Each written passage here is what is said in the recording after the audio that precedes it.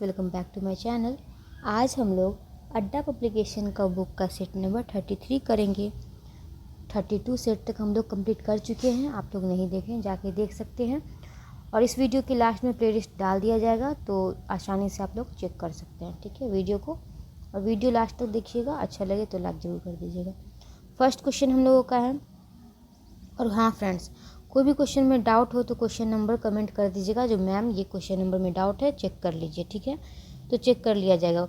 Book में answer कुछ गलत हो सकता है, तो देख लीजिएगा। आप तो डाउट को अपना कमेंट में क्वेश्चन पूछिएगा, डाउट इस क्वेश्चन में है, और आपको आंसर वहाँ मिल जाएगा सही। ठीक है, तो हम लोग फर्स्ट क्वेश्चन देख लेते हैं। ये फर्स्ट क्वेश्चन हम लोगों का क्या कह रहा है। फर्स्ट क्वेश्चन हम लोग का कह रहा है, फर्स्ट क्वेश्चन क्या कह रहा है फ्रेंड्स? तो फर्स्ट क्वेश्चन हम लोगों का कह रहा है गोट्टू वाद्यम। गोट्टू वाद्यम जो है ये किस श्रेणी का वाद्य है? ठीक है, गोट्टू वाद्यम किस श्रेणी का वाद्य है फ्रेंड्स? तो ये है आपको घन्य वाद्य। ठीक है, कौन सा वाद्य? तो घन्य वाद्य।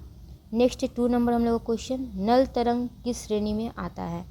तो नल तरंग किस श्रेणी में आता है फ्रेंड्स? तो ये आता है आपको सुशिर वाद्य की श्रेणी में। ठीक है, इस सेट में वाद्य यंत्र के बारे में ज़्यादातर क्वेश्चन रहेगा। ठीक है, किस प्रकार का कौन सा वाद्य यंत्र है, तो ज़्यादा क्वेश्चन आपको वही देखने को मिलेगा। थर्ड नंबर क्वेश्चन है, नागेश्वरम वाद्य की श्रेणी का वाद्य है? तो नागेश्वरम वाद्य इसमें से कोई नहीं हो जाएगा, क्योंकि ये है आपको सुशिर वाद्य। ठीक है, कौन है? सुशिर वाद्य है आपको नागेश्वरम। अलगोजा वाद्य एक वाद्य है, कौन सा वाद्य है अलगोजा? तो अलगोजा है आपको सुशिर वाद्य। ठीक है, 5 है, कोरोनेट किस श्रेणी का वाद्य है? तो कोरोनेट जो है ये आपको सुशिर वाद्य में ही आता है। नेक्स्ट क्वेश्चन हम लोगों का है 6 नंबर, पूछ रहा है श्रृंग वाद्य किस श्रेणी का वाद्य है? श्रृंग वाद्य किस श्रेणी का वाद्य है फ्रेंड्स?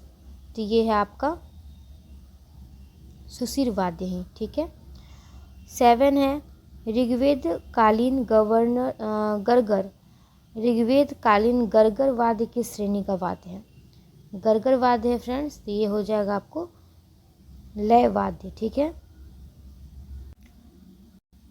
नेक्स्ट क्वेश्चन हम लोगों का है, वैदिक कालीन रावणास्त्र वाद्य को अन्य किस नाम से जाना जाता है? ठीक है, वैदिक कालीन रावणास्त्र वाद्य को किस नाम से जाना जाता था? ये कौन सा होगा? 8 का क्या हो जाएगा फ्रेंड्स? तो 8 का आपको हो जाएगा पिंग।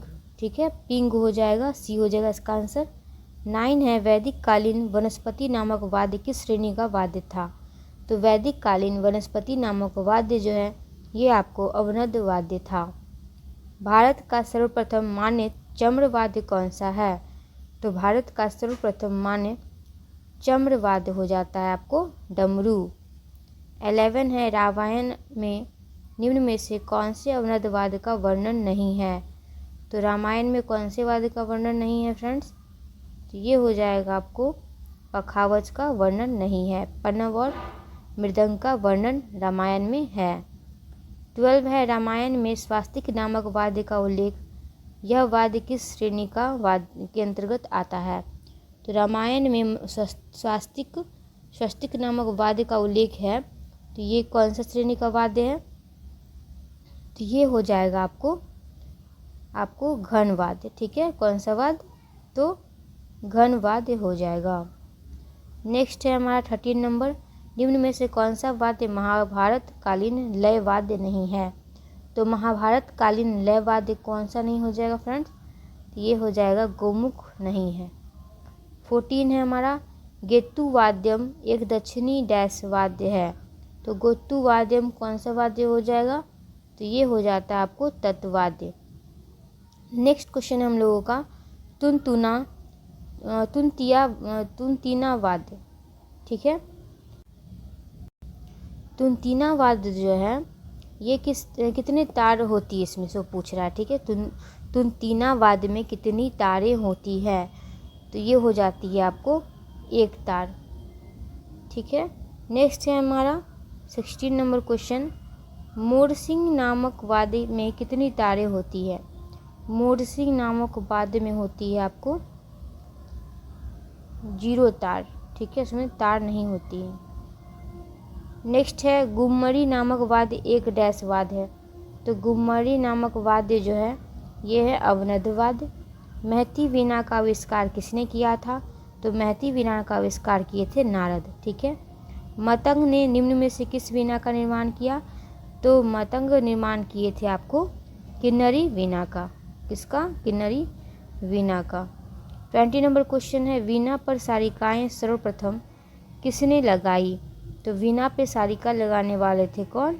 मतंग जी ही थे, जो सबसे पहले वीणा पे सारिकाएँ लगाए थे। नेक्स्ट है क्वेश्चन, संस्कृत साहित्य में मृदंग नाम सर्वप्रथम किस ग्रंथ में मिलता है? तो संस्कृत साहित्य में मृदंग नामक सर्वप्रथम नाम जो है ग्रंथ किस ग्रंथ में मिलता है फ्रेंड्स? तो ये मिलता है हमारा आपको रामायण में, ठीक है, रामायण में मिलता है। नेक्स्ट है, बौद्ध ग्रंथों में मृदंग को क्या कहा गया है? तो बौद्ध ग्रंथों में मृदंग को कहा गया है मुइंग। क्या कहा गया है? मुइंग कहा गया है मृदंग को, ठीक है। फिर है अंकिक, आलिंग्य तथा अर्धवक, ये किसके 3 भाग थे? तो ये थे किसके 3 भाग? तो ये थे फ्रेंड्स आपके मृदंग के 3 भाग, ठीक है, मृदंग के 3 भाग थे, अंकिक, आलिंग्य तथा ऊर्ध्वक। नेक्स्ट क्वेश्चन हमारा है 24 नंबर। इसमें क्या पूछा जा रहा है देख लेते हैं हम लोग। ये क्वेश्चन आपका है, झांझ, मंजीरा आदि वाद्यों को वैदिक काल में क्या कहा जाता था? तो झांझ और मंजीरा को, झांझ और मंजीरा है, ठीक है, तो इसको कहा जाता था आघाती वाद्य। 25 है, प्राचीन करकरी वाद्य की तुलना आधुनिक समय के किस वाद्य से की जाती है? तो प्राचीन करकरी वाद्य की तुलना आधुनिक वाद्य जो है ये बांसुरी से की जाती है। नेक्स्ट है, सुरबहार एक डैश वाद्य है। तो सुरबहार एक है तत्वाद्य। 27 है, सुरबहार नामक वाद्य की आविष्कर्ता का क्या नाम था? तो सुरबहार नामक वाद्य की आविष्कर्ता का नाम था आपको क्या था फ्रेंड्स? तो इनमें से कोई नहीं हो जाएगा, ठीक है, इसका आंसर क्या हो जाएगा? तो इसका आंसर आपको इसके आविष्कारक हो जाएंगे कौन? सुरबहार के ये हो जाएंगे आपको, इसका आंसर आपको ई हो जाएगा, इनमें से कोई नहीं। तो आविष्कारक हैं कौन? तो इनका नाम आपको हो जाता है, याद रखिएगा, गुलाम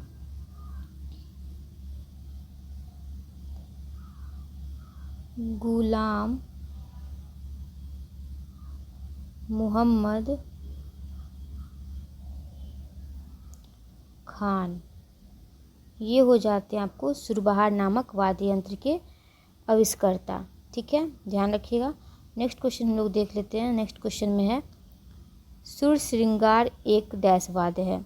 तो सुर श्रृंगार जो है ये आपको हो जाता है तत्वाद्य। सुर श्रृंगार वाद्य में कितने पर्दे होते हैं फ्रेंड्स? तो सुर श्रृंगार वाद्य में होते हैं टोटल आपको 0 पर्दे, ठीक है। नेक्स्ट है हमारा सुरबीन नामक वाद्य को अन्य किस नाम से जाना जाता है? तो सुरबीन नामक वाद्य का अन्य नाम हो जाता है गट्टू वाद्यम। नेक्स्ट है हमारा 31 में है, दिलरुबा वाद्य किसकी सहायता से बजाया जाता है? तो दिलरुबा वाद्य जो है ये आपको बजाया जाता है गज की सहायता से। 32 है, रबाब किस श्रेणी का वाद्य है? तो रबाब है आपको तत् श्रेणी का वाद्य। सारंगी को किसकी सहायता से बजाते हैं? तो सारंगी को बजाते हैं हम लोग बो की सहायता से। किसकी सहायता से? बो की सहायता से। 34 है, वायलिन में कितने तार होते हैं? तो वायलिन में होते हैं 4 तार। 35 है, वायलिन का भारतीय नाम क्या है?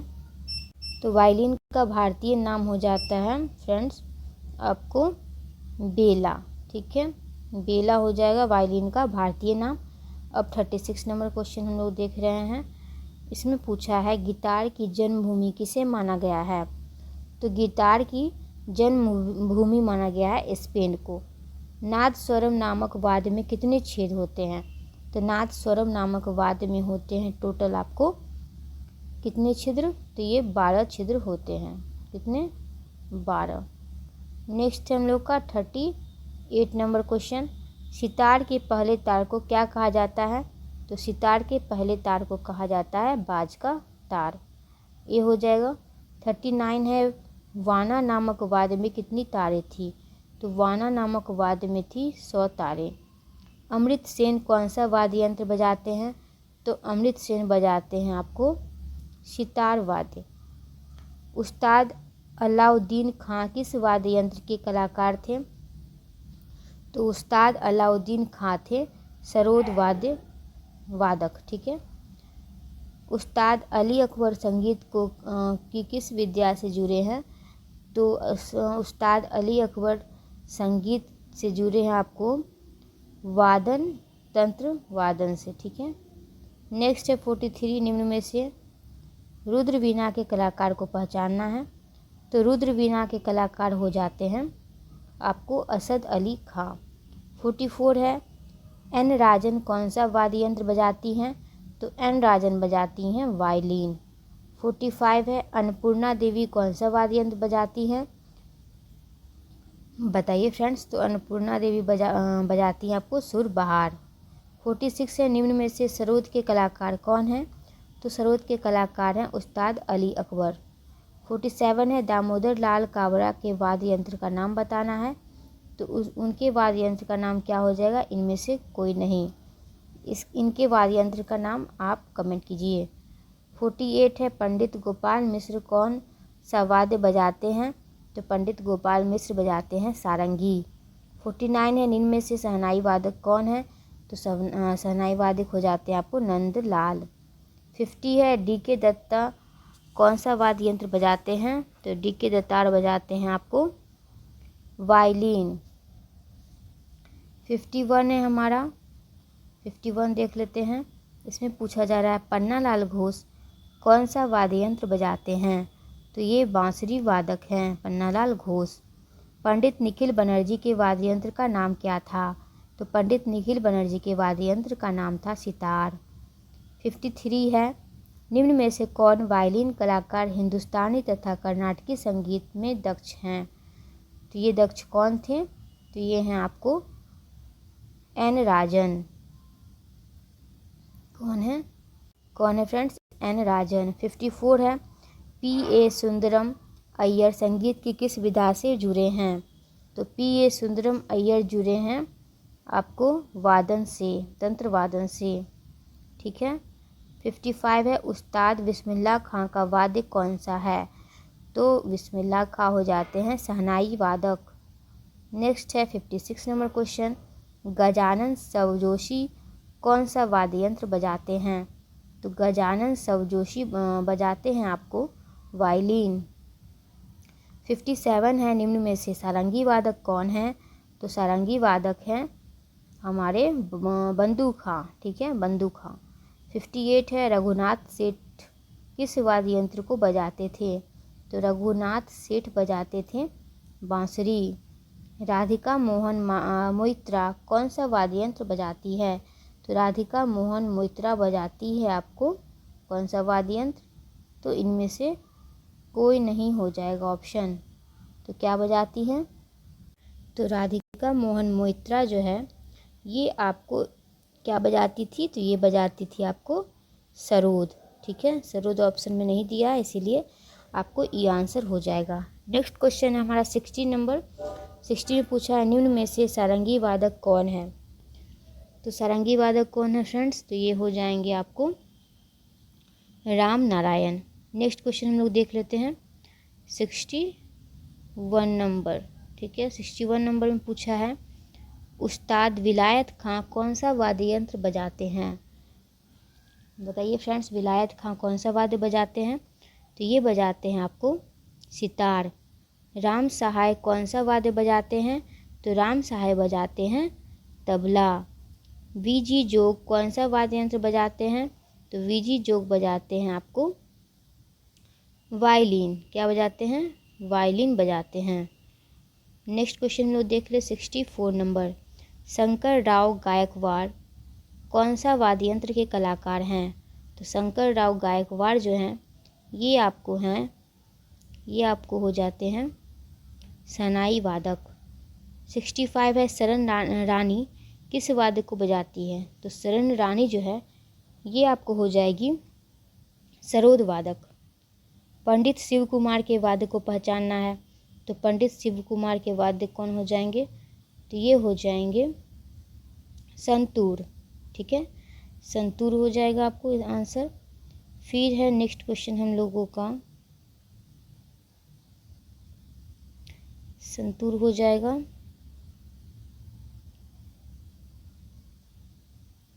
67 नंबर है। निम्न में से कौन विचित्र वीणा के वादक हैं? तो विचित्र वीणा के वादक हो जाते हैं कौन? गोपाल कृष्ण। पंडित हजारी प्रसाद चौरसिया कौन सा वाद्य बजाते हैं?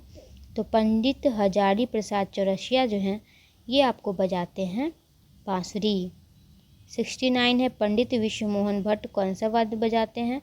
तो पंडित विश्वमोहन भट्ट बजाते हैं गिटार। 70 है दबीर खां कौन सा वाद्य यंत्र बजाते हैं? तो दबीर खां बजाते हैं आपको बीन। ठीक है, बीन वादक है। नेक्स्ट है हमारा 71 नंबर क्वेश्चन। इसमें पूछा गया है चिन्ना स्वामी दीक्षित किस वाद्य के कलाकार हैं? तो चिन्ना स्वामी जो हैं ये वीणा वादक है। ठीक है, 72 है सरस्वती वीणा के कलाकार कौन हैं? उनको पहचानना है, तो ये हो जाएंगे इनमें से कोई नहीं। बहादुर शाह हुसैन कौन सा वाद्य बजाते हैं?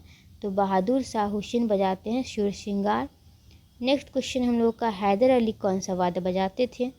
तो हैदर अली बजाते थे आपको रबाब। 75 है यासीन खां किस वाद्य को बजाते हैं? तो यासीन खां बजाते हैं जल तरंग को। नेक्स्ट है 76 निम्न में से तबला वादक कौन है? तो तबला वादक हैं मौला बख्श। ठीक है, बख्श हो जाएंगे मौला बख्श। 77 है पंडित किशन महाराज कौन सा वाद्य बजाते हैं?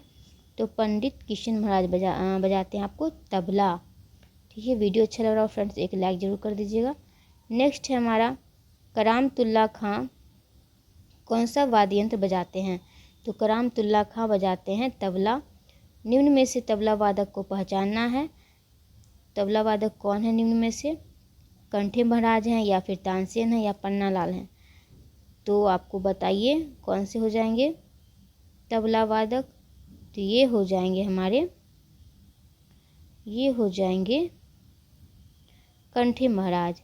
लास्ट नंबर क्वेश्चन 80 है अयोध्या प्रसाद कौन सा वाद्य बजाते हैं?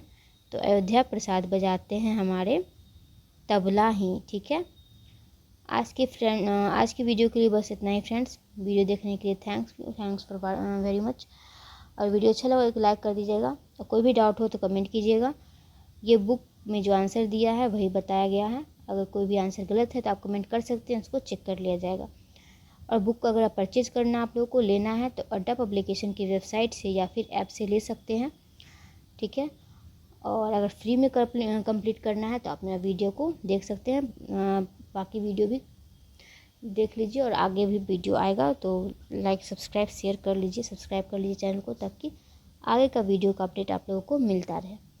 Thanks for watching, keep smiling keep learning. मिलते हैं नेक्स्ट वीडियो में, तब तक के लिए अपना ध्यान रखिए।